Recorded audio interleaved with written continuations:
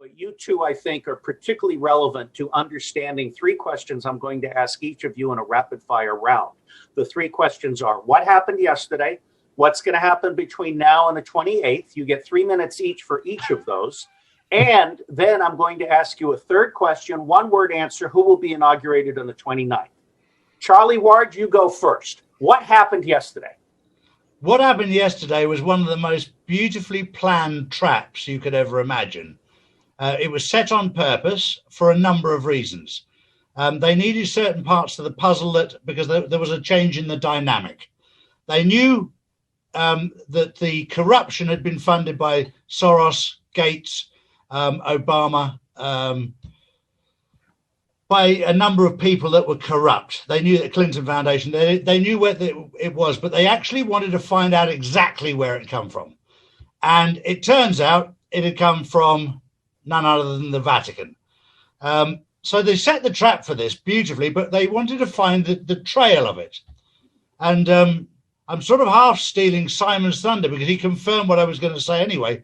And what I'll do is I'll let Simon go on to that part because he knows the full detail. But the trap was set, they fell into it. The other trap that was set yesterday, which was an absolute peach, was when they stormed Capitol Hill. When they went in there, of course, all of Trump's supporters were peaceful, and they were pushing. But there was a group of Antifa people that came in there, but also there was a group of very active Trump supporters that, whilst in the building, managed to seize a number of laptops from within the building, which have a boatload of evidence. Nancy Pelosi was in such a hurry she left hers behind. So there's a very grateful Donald Trump right now, along with his team, that they've got about a dozen laptops that were just left on the desk.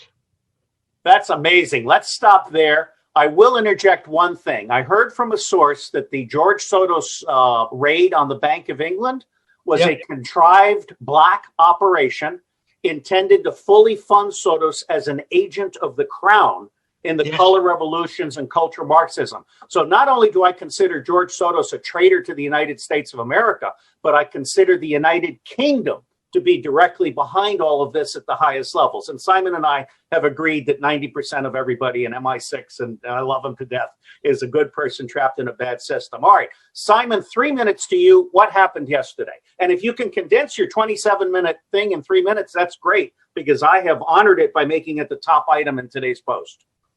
Right, fine. 3 minutes.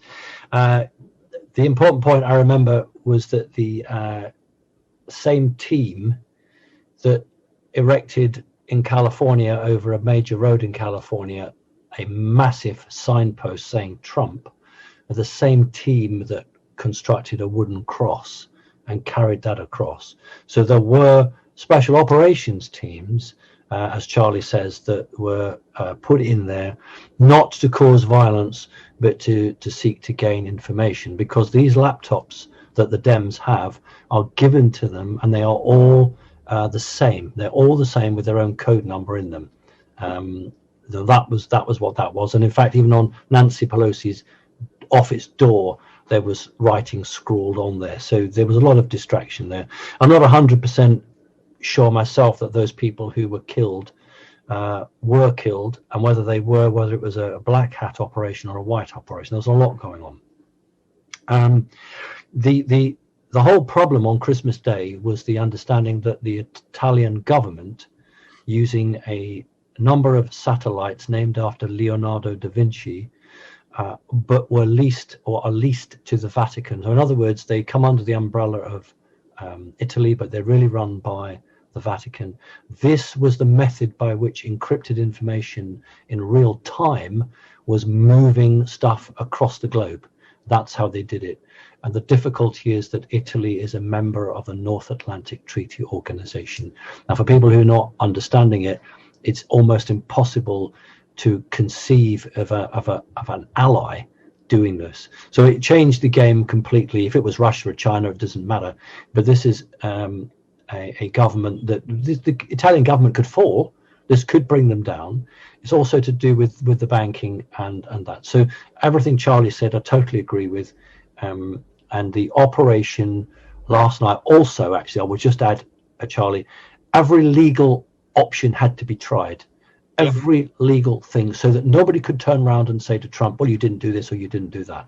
And I know that Trump then went to Texas to one of the command posts, and I can tell you that, what time is it now? 5 o'clock our time. For the last 5 or 6 hours, there has been an incommunicado meeting in that base to decide what's going to happen. Well, that leads to the next question, but let me also interject. Charlie's won his bet.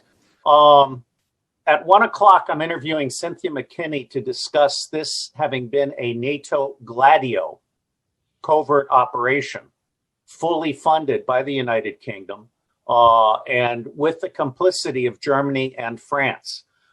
This is a huge, huge thing. And the military-industrial complex is the one using NATO as a front to take down the president. At least that's what I think Cynthia's going to say. All right, here's my second question. This time we'll reverse it, and we'll ask Simon to answer first in 3 minutes. What's going to happen between now and the 20th of January?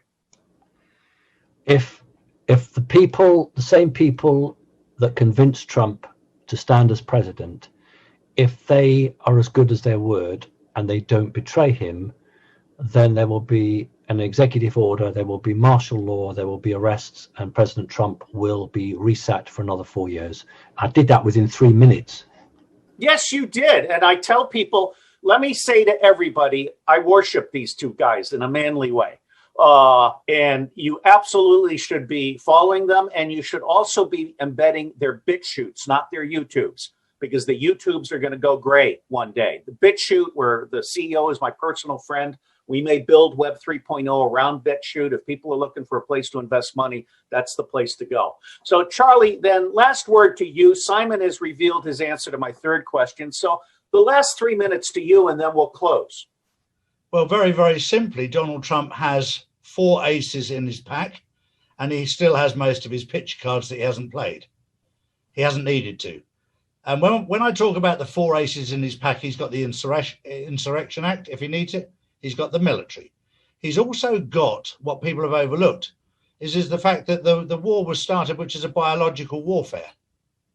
That's a crime against humanity.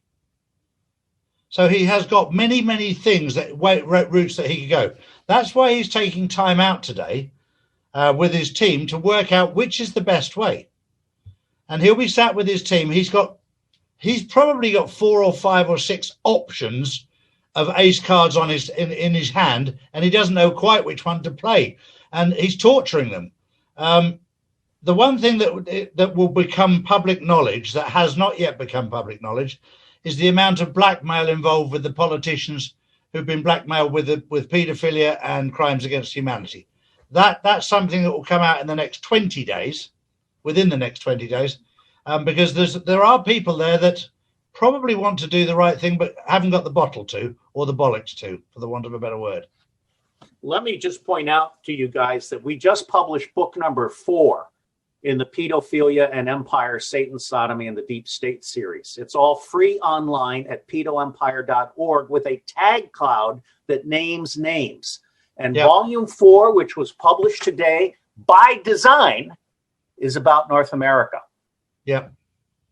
I never planned it this way, but this is one of the president's aces. We're going to make a movie. Let me end by just saying, God bless both of you. I think the world is a better place for having you both in it, and I'm honored to know you. At least there's 2 good people in England. Thank you. The problems is more in MI6 than MI5. Correct. That's my view. Listen, it's been fantastic to speak to both of you. It's great. Good. And tell your buddies in MI5, I don't want them framing any more citizens for murder. Okay. Chris Fogarty and what they did to him has pissed me off. I don't want to see that again. But I do love the English. I go back to the 17th century in England. I want both my countries back. All right. Out here. Okay.